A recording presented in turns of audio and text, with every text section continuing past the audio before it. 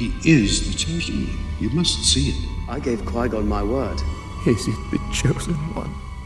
He is. And it is the Jedi who will stand in the way of peace. It's not whether or not we fight. It's how we choose to fight that matters. I am a Jedi, like my father before me. The Force will be with you, always. And I will not be the last Jedi.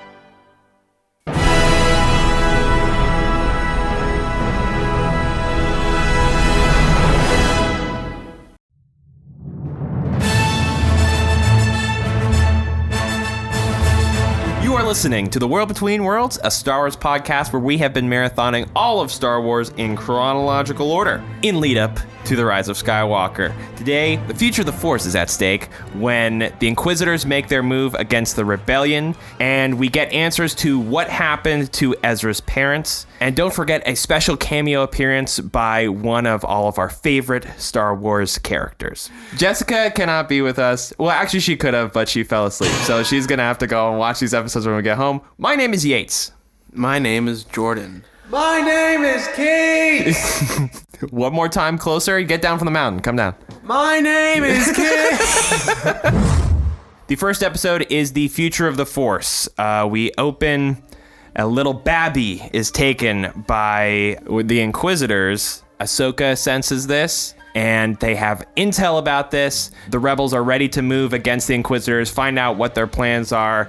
And Ezra and Kanan and Zeb end up trying to save these, what we learn to be Force-sensitive kids. I won't let you face them without me. Hey, you made a promise to return this child to his mother, and the best chance we've got to keep it is for you to calm him down. I can't. He's terrified. Because he senses your fear. How can he sense my fear? Because he's strong with the Force. Oh, I should have seen it. The Inquisitors are after these kids because they're like you, Ezra. They're afraid the children could grow up to become Jedi. Who was the most important character in this episode, do you think? The baby. Okay. Chopper. Okay, we got those out of the way. I asked that question, but thinking about it, even though he wasn't like the main character, I guess it was still Ezra, because he has that moment where he has to learn to calm the baby down. Yeah. But that's really it. I mean, there's not a lot. It's a lot of action and a lot of running, lots of movement. I think the episode really was just a standout technical performance from the animation team. Just like the artwork and the city design was the best part. Everything else was just kind of hollow. Like, the episode was built, I think, just to showcase Ahsoka. And I mean, we see Ahsoka go through that ship in the beginning to like do her own side mission, and then it literally never cuts back to her once. Yeah. Like, I thought it was going to be they just didn't give her enough to do, because it's literally like that's all she was there to do, was do that and then come back, and that's the whole episode. Right, yeah. Everything was just leading up to like that awesome revealing shot.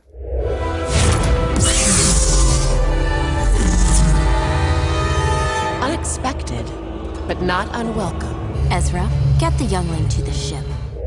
I mean, Ahsoka arriving was just a way of, I guess, establishing what the power levels are. Like, Ahsoka walks in, the Inquisitors are not a challenge for her. She was, trained by Anakin. She's like the best fighter in the Rebel Alliance. Yeah. Yeah, when she like gets on her knees and then like grabs the saber and then turns it off, I was like, she knows what she's doing. Yeah, it was cool, and it was kind of like a Qui-Gon moment where Qui-Gon is like meditate. In the middle of the fight, just stops to meditate. Yeah, I literally thought it was going to be like shot for shot of that scene. I think I liked the Ahsoka fight more than any of the aerial fights. I don't think it was the best fight. Out of the three, I would say probably. What was the best action sequence of these 3 episodes? Because there was a lot more action in these episodes than even I remember. I want to say like Ahsoka fighting the Inquisitors, but it just wasn't that great. I thought it was okay. But it was okay. Do you still feel that was... That should have been my favorite, but it wasn't. That's what I'm trying to say. I will say, I mean, I also kind of feel gypped in the sense that, like, I think it was the first of the Clone Trooper episodes, Ahsoka says there are questions that need answers, and she sort of runs away, and then she comes back in this saying that she has like intel and stuff. It would be. She's been, like, it would be looking cool up to as far. see. Yeah, it would be cool to see like Ahsoka do more type of reconnaissance stuff, or just like be more active, like see what type of clues she's trying to sniff out. But I get it. It's not her show. Yeah. She's like a secondary character, and in the future we get a little bit of that. But I don't know. But this felt super action-oriented, where we could have been from Ahsoka's POV, where it could have been a lot more of a detective sleuth story. Sure, I agree. I think they just didn't want to do that. Yeah, it was like a you said, it's not her stylistic show. decision. Yeah. What is Ahsoka's end goal here? I think she all she cares about really. I mean, she cares about saving babies, and doing good in the galaxy. But I think she's really trying to figure out Darth Vader. What that guy's up to. And I think that this might even be the first time they say his name directly, where the Inquisitors are like, Lord Vader wants you. And that might even be the first time our heroes even hear his name directly. I do remember her saying that she's been scoping out Mustafar and intercepting transmissions, trying to figure out what he's up to. Yeah, as of right now, he's the biggest threat. It's weird because actually at this point it kind of feels like he feels further away, but I guess this episode kind of relights that fire, and it's just Vader is important in what's happening this season, how the rebellion is expanding and how the Jedi that remain are going to deal with this problem. So that was really cool as well, I guess. I just realized that. Because beforehand, I did feel kind of like Darth Vader's way in the rearview mirror. But Yeah. I mean, he feels like it again right now, but we're getting there. Did you like the Inquisitors in this? Did I like the Inquisitors in this? I think it's interesting having two of them together. Yeah, for sure. I don't think I like it. I don't think I like it. Having two of them together. You don't like it? No. Why do you say that? Because for me, what I like is that they're played off each other, they don't get along. Yeah. But I think the problem is that they're not really called on for their teamwork too much. They don't need to work together. Yeah, so it's not a problem really when they don't. And one guy doesn't do anything. He just sits there and he just stands there and runs at people. And then, the Seven Sisters is the only one that's interesting of the two of them. Well, she's the only one who talks. The other one just kind of gruffs and then says, I will find the child. Yeah. There's 3 instances where it was her fighting, and then the camera was just the angle was from the floor, and then you just see his legs slowly walking behind her, and that's all he did. Was she fought, and then he would just walk behind her and do nothing. And I'm just why are you here? Seven Sisters interesting. I'd like to find out more. I would like to see some more behind the scenes of the Sith, stealing babies. Them being successful, and then seeing some kids growing up to be trained to be Inquisitors or something. Yeah. That'd be pretty cool. Am I gonna get it? No. It could be a future story. Do I care? No. It would be cool. But it would be cool. Yeah. In Legacy, Ezra receives another Force vision. This time, it's directly involving his parents. He sees them alive. Something is happening. He believes them to be in an Imperial prison, and he goes on a mission to try and find them. At the same time, the previous episode left a little plot thread that the Inquisitor's probe droid had picked up Ezra divulging where the rebels are located. So the Inquisitors and the Empire make a move against the Rebel Alliance, the whole Phoenix Squadron, and they have to get out of Gorel. So they need another place to hang out in the future, but more importantly, we get back to Ezra and what's going on with him. I think I just want to talk about Ezra just directly, right up front, and the reveal that his parents are actually dead. And in fact, they died very recently, within a day's time, of Ezra trying to reconnect with them. It was super emotional when he found out that they heard his message that he made in season 1. I really felt it the second it's a slow zoom in, just in the tent, it's the information are we gonna actually get this information this episode? And I just remember the second it started zooming in, I was yeah, I'm there. And I really just loved how matter of fact it was. It was really just boom, that's it. Yeah, and I liked how they brought back, the SIBO episode from season 1. So it really shows that they knew what they were doing. Yeah, that was the one thing I was thinking about, was just I really hope they don't go the exact same outcome of Ezra having his expectations in one place and then having them torn to pieces right in front of him. But it seemed kind of Not that he accepted that his parents were already dead, but that he wasn't, like, surprised when he found out, even though he wasn't really expecting it. Yeah, I mean, he's been alone his entire life, so obviously he's used to it. And I love that scene where he's, like, on the tower or whatever with his parents. Like, having some sort of vision. Yeah, having some sort of, like, vision, like, in the moment. It's beautiful, isn't it, son? Yeah. So peaceful. That is all going to change when the Empire arrives. But I don't want things to change. They already have, Ezra. You have made us so proud. You are going to need to stay strong. Can you do that, son? Yes, I can. Remember, Ezra, without hope, we have nothing. Like, he's been strong for years and years and years. Yeah. And he's going to continue to get stronger. And you can even see it in the beginning of the episode where he's so determined to get off Gorel and to Lothal, like, how intense he gets when he's fighting those stormtroopers why am I forgetting his name? Agent Callus. He's like spinning and blocking, deflecting the blaster bolts and force pushing. Like, the dudes are getting. I thought they were gonna try and pull a dark side theme on that. Kanan was gonna get upset at him and reprimand him or something. I saw it. Yeah. But yeah, he was like, dude, you're getting in the zone. Yeah, you're getting the dark side zone, man. High five. Yeah, I kind of felt the same thing. I did think that was weird, but because it definitely seems like Ezra is like in the wrong state of mind. The Inquisitors show up. It's like, let me kill him. But that's true. Well, that is where Kanan says stop, because I guess with Callus, he doesn't kill Callus. He completely immobilizes him. So I guess in that way, it's, while violent, it's like non-violent. He's not going out and chopping off Callus's arms or something. Yeah. He is disabling Callus and moving on to the next thing. I mean, I really remember watching this episode, like, at this point, and we're not that far into season 2. I mean, we are a little bit, but, like, because I really felt like watching the show, given, like, the fact that it's a children's show, the fact that it is Star Wars, and also so similar in tone to the original trilogy, I thought, like, the parents are everything. Like, the parents is, like, the key to the story. Like, the parents are going to be around forever. And, you know, in a way, yes, thematically, the parents are brought up again and again and again, but we just get a point blank here, just a couple episodes into season 2, they're dead, and that plot line is closed. And I remember being really impressed by them saying that definitively very early on and keep moving. And I just really thought it was handled really well. It's weird though, because Ryder, who has like the coolest name in Star Wars, Ryder Azadi, he says that they were separated. He never really says that he saw them die. I did remember hearing that and thinking, like... So now I'm like, I can't remember, because it's been a while since I watched it, but I don't remember if they are alive or not. But they are definitely dead. They're definitely dead. Oh, okay.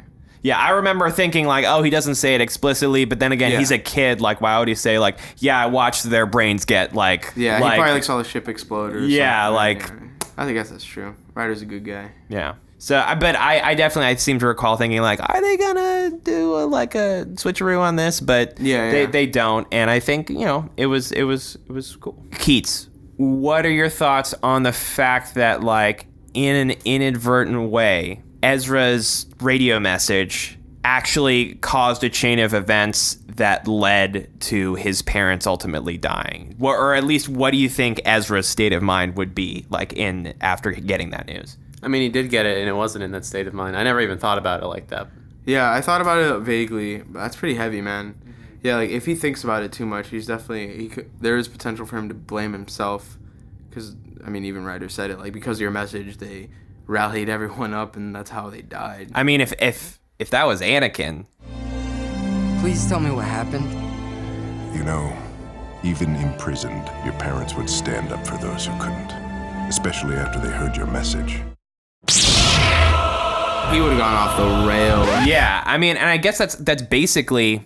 I mean, much like Anakin, Ezra was also separated from his family at a young age, and he gets the same information, and in a way, it could easily be construed as his fault, but Ezra seems pretty chipper by the next episode, at least relative to what's just happened. Yeah, he's still looking at the photo and still dwelling on it a little bit, but he's definitely not letting it get to him where it's blinding him. I think he's definitely got a clear head. I mean, even in this episode, when they're trying to get off Grell and go to Lothal, you see how desperate he is when he's fighting Callus and stuff. But when they're in the ship, he says to Hera, like, we're not leaving the fleet. So, like, he knows, like, where his priorities are, exactly. Mm-hmm.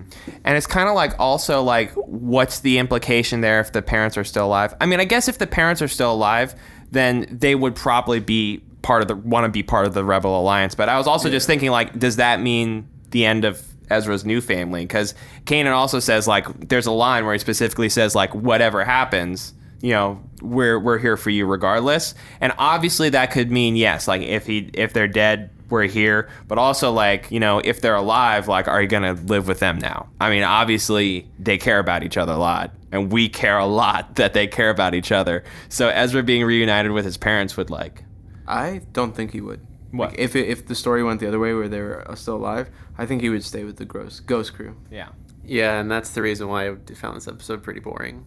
Like, there was a few emotional beats, but for the most part, just I know, like, this is a show about, like, this specific group of characters and the core family relationships. So the fact that Ezra's parents are getting involved is never going to, like, even if they were alive, it wouldn't be, like, something that would stick around or anything.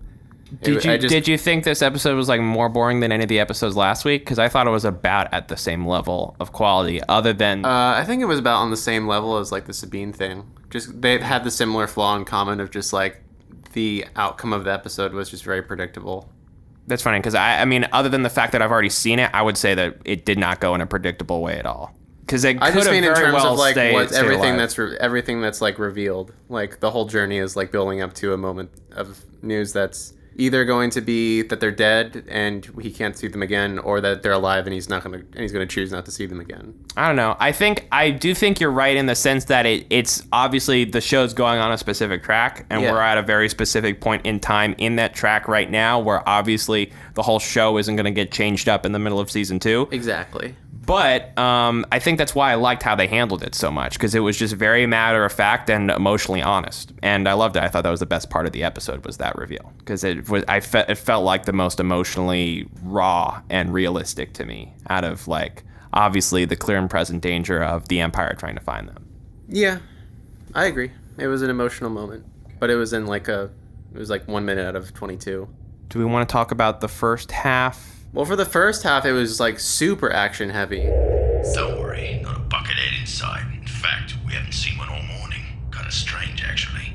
It's not strange. It's strategy. What are you talking about? The Empire always pulls back patrols before a major strike. Oh, no. Well, Ezra, if you want to go back to Lothal, now would be the time. I think that was probably my favorite moment in the episode was the relationship between Hera, Sabine, and Zeb as, like, a fighter pilot crew, where, like, there's, like, almost zero communication between all of them, so Zeb thinks he's about to die. But Hera's just, like, a really... I thought that was the most interesting stuff of the whole episode. I loved all the rebellion stuff. Yeah, I mean, this is like Rebellion on the Move, which was something I was, like, interested, because It reminded me a lot of Empire. Yeah. Where it was, like, you have our characters that are, like, fighters and, like, rebels, and then we have our, like, spiritual characters. And then in, like, Empire, like, Luke goes on his separate ways to, like, do his Jedi shit, and then you have, like, the rebels that go to do, like, the rebel shit. So that's, like, the parallels that I saw, and I thought, oh, that was really cool. Right, and they're both connected, like, as a part of the Jedi mission that they go on in the previous episode. That's what leads to the invasion in this episode. So I thought that was cool, the way they handled it. And they did an interesting thing where it's like, I guess that's also the kind of way Empire is too, where, like, the action is kind of, like, front-loaded, like the Battle of Hoth is at the beginning of the movie, and then it's like a slow burn to the end. And so I did find it interesting that, like, the whole battle ends, and that's the most important part of the first half of the episode in terms of how much time, I guess, they spend on it. And then it's only at the end do we get, like, the real emotional core of the episode, all in, like, a few minutes time. I wanted to mention that I like all the usage of like, animal characters being connected to Ezra, like, even in his visions. That's a great point. I completely forgot about that. Is, like, showing up even in the visions that he has. I thought that was really cool. I like that. Yeah, I liked going back to Lothal. I thought it was cool seeing it, like, barren and empty as opposed to, like, full of, like, civilians and fruit people. Fruit people. Just like it's actually been under a lot of warfare. There's like exploded buildings and stuff. And then in the next episode, we get like there's a lot of refugees and like these normal people are starving. Yeah. So, I mean, the Loth cat, it's also kind of like making me think of like spirit animals and stuff, because they kind of like introduce this again. And the Loth cat definitely kind of, when it first appears in the vision, it feels like supernatural. It's not a normal Loth cat, but I guess it's Ryder's favorite cat. I don't know. I don't think we've seen that before in like a Jedi vision. Like we see the same structure of the visions where it's always they see like the future and then it's always like misinterpreted and it's crazy, whatever. But this one was like actually true. And like there was something leading him to where he needed to go, and that was an animal, which is like cute. And It is cute and really cool. In the final episode, The Princess on Lothal. Guess what? There's a princess on Lothal, and it's Princess Leia. What? She's come to bring much-needed supplies and infrastructure to the rebellion. And the ships. And badass hammerhead corvettes from KOTOR. Yeah. That go and destroy some Imperial Star Destroyers in Rogue One. And give Ezra some much-needed support and advice in his most trying times. That's right. You know, I'm a sucker, man. Give me AT-ATs. Give me 3 giant ships that are locked down by something called gravity locks. That look fucking cool. Give me Ryder with his sick-ass hat and mustache. You know, Give him me and the Princess Inquisitor would be Leia. good friends. Fuck the Inquisitor. He's not friends with anybody. He's not allowed to be in my show. Ooh, it's a nice hat you have right there. Thank you. Yeah, I don't know. I just I thought it was really fun. Leia I thought there was way, a lot of energy and a lot of so much energy. Yeah. I was pumped. Leia lying her way out of everything. You know, I could watch that. Not for days, maybe hours, maybe minutes. I don't know. Okay, so what was your overall assessment of Leia's characterization in this episode? Or just the whole package, just what your thoughts are. I thought like in the beginning, like she got off the ship and then she was like all like super sassy. And I feel like I'm emulating Jessica right now. But I was just like really hoping that wasn't going to be her like entirety. It was just like her like saying like really sassy things and being like, oh, I'm badass. Well, I mean, I like that it was at first, but then they changed it. Where she's like, oh, okay, you guys aren't just like schmucks. You guys actually like know how to deal with your problems. To be fair, though, that's a lot of her character in the first 2 movies. I mean, there's a lot of sass that's like her whole deal. I should have expected to find you holding Vader's leash. I recognized your foul stench when I was brought on board. Laser brain. Walking carpet. Nerf herder! Too short for a stormtrooper. Huh? But then when it's time for, someone to really step up, it's always Leia. I mean, I thought it was kind of one-dimensional, but then there's the one scene where she actually like tries to get through to Ezra when he's like at his like lowest low. There's so much against us. Do you ever wonder if this fight is even worth it? Every day. But I'm still here. But you're a princess. You don't have to risk your life doing this. I feel like because I can fight, I have to, for those who cannot. And I think you might be the same way. I like the fact that Ezra is like reeling from this realization, and that this is the moment you bring Leia in as a really, like, when Ezra's like really down, like have this character that's emblematic of, really all the best qualities in Star Wars come out and be kind of a guiding light for him. So sure. I liked how they used her that way, but I agree. Like most of the rest of the episode, she's just kind of doing her thing that she does in A New Hope, which is cheekily lie to the Imperials who are stupid and get what she needs done in an efficient manner, which she most certainly does. Sure, but I think this is also one of the things that last week actually did better. But I feel like I'm kind of in the minority on that because I feel like nobody really appreciated the Lando episode, but I feel like that actually explored his character a bit more in an alternate. Last week? Wasn't that last week? That was 2 like weeks ago. That would have been like 4 weeks ago. Oh my god! I'm just thinking of the last episode I watched. Yeah, you kept saying that, and I just thought you meant something else. Look, here's the thing. I think that. I mean, obviously, this episode and the Lando episode from season 1, you could compare them and say that they're both fan service episodes. However, I feel like the thing that Lando's episode did better than this was that they actually took the time to explore his character a bit, push him in directions that we're not necessarily used to, even in terms of like just dialogue and stuff. Whereas Leia, it was kind of like the same over and over, except for when we get to see him actually. It's funny because in my head I'm thinking of the scene where Lando's talking about art to Sabine, which is kind of the equivalent in this episode to Leia talking to Ezra about his parents, where it's kind of like, okay, we'll like push them a little bit into our territory, but keep them in their own little isolated bubble. But I just feel like on the whole, I think Leia was written too much like Leia, and I think Lando was kind of written differently, which kind of made me more interested in him. Yeah, I feel like they might have thought it was safer to tweak Lando a bit because he's not as popular as Leia. That's true, Leia. Yeah.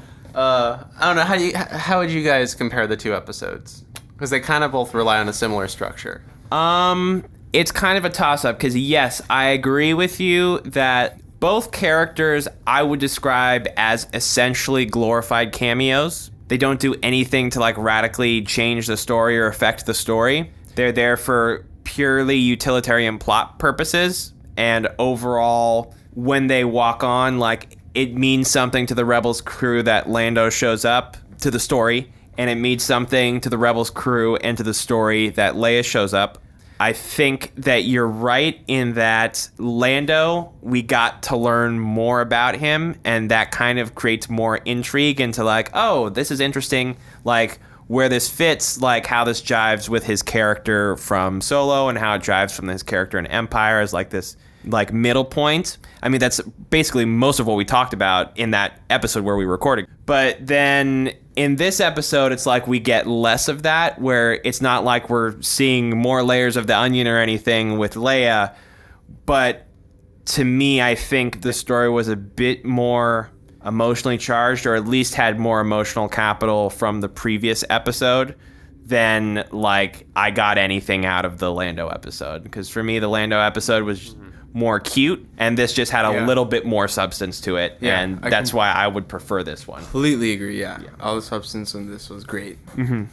I really like this episode. You know, give me like if you're gonna give me action, give me something that I haven't seen before. Not like people running up the stairs and going through AC vents. Mm-hmm. Give me a Jedi in a stormtrooper outfit slicing AT-ATs. I know we don't really talk about comedic bits, but the bit with the stormtrooper and Zeb like knocking out Kanan and Ezra, that was fun. That was hilarious. I mean, we were all laughing our asses off. Yeah. Except Jessica, she was asleep. Kizu was pretending to laugh. Huh? You were pretending to laugh? That was fake?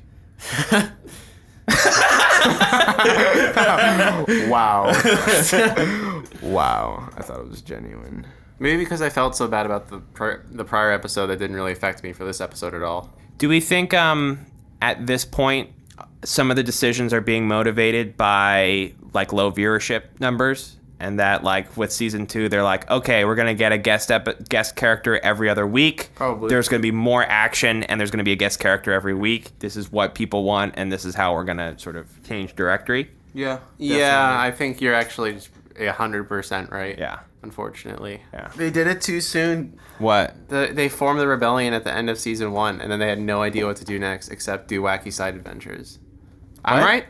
About what? About season 1 and season 4 being the better seasons? Well, I guess so, but what I was really saying was like the writers and like how they decided to tell the story of just like season 1 ends, rebellion's formed, now what do we do? Let's just have a bunch of like B plots of and insert a lot of nostalgia so we can get the same fan service. It's not a problem. It's just I think the difference is that in season 1, and we talked about this, the emotional through line and the dynamics of a group that is forming together and is constantly like relationships are changing and evolving, that is really consistent and really well told over the whole first season, where each episode sort of like impacts how you view the whole family in the next episode, and that continues to evolve to a really, really good finale in season 1.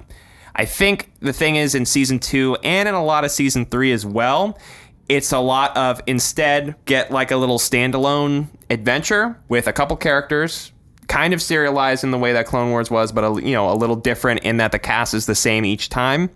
but it doesn't quite have the same level of like emotional through line. There is an overarching like plot this season that gets us to the season 2 finale, which is great, but it's not quite the same as season 1 because there's a lot more just like have Hera go on an adventure and she kind of learns something, but it's not really super important to what happens the rest of the show. Right, but it's not like season 1 ended and now the like relationship's perfect. We got to see Hera become a captain, and that was probably the best episode in the season. Yeah, definitely. It's the best episode so far. Sabine has 0 character development, so there's you could do this whole season about her if you wanted to. Ezra's not a fully trained Jedi yet. Zeb, we don't know anything about Zeb aside from the fact that he's like basically a veteran, but we don't know to what standard. Well, when Zeb's episodes are coming, and they're both also 2. Yeah, they're 2 of the best of the season. Yep. It's character development, but this stuff is just like we get a Lando episode and a Leia episode, and Lando survives on his charm, and Leia just kind of survives because I know her. Next episode, we will be talking about season 2, episode 13. Protector of Concord Dawn. Ooh. What's that? Episode 14, Legends of the Lasat. What's that? Legend of Korra. And episode 15, The Call. Call. What's the call? Who are you gonna call? Ghostbusters. Space whales. Gotta call some space whales. May the force be with you.